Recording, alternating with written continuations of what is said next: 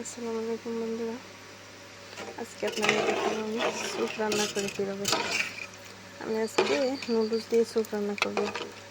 4 সাইজের পেঁয়াজ দিয়েছি, তারপরে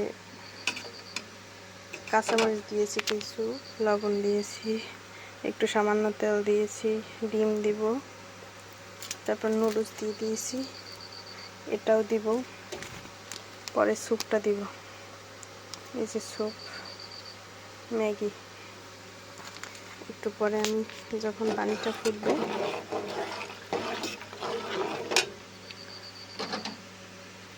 আমি স্যুপটা দিয়ে দিব।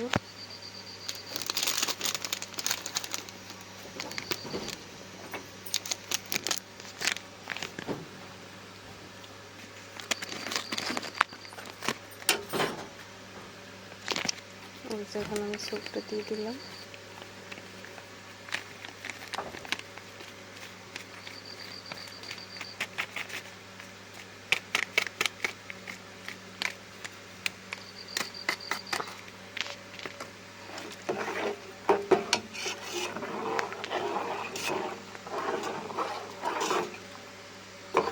একটু পরে আমি ডিমটা দিয়ে দিব। সুন্দর একটা গ্রান আসতেছে।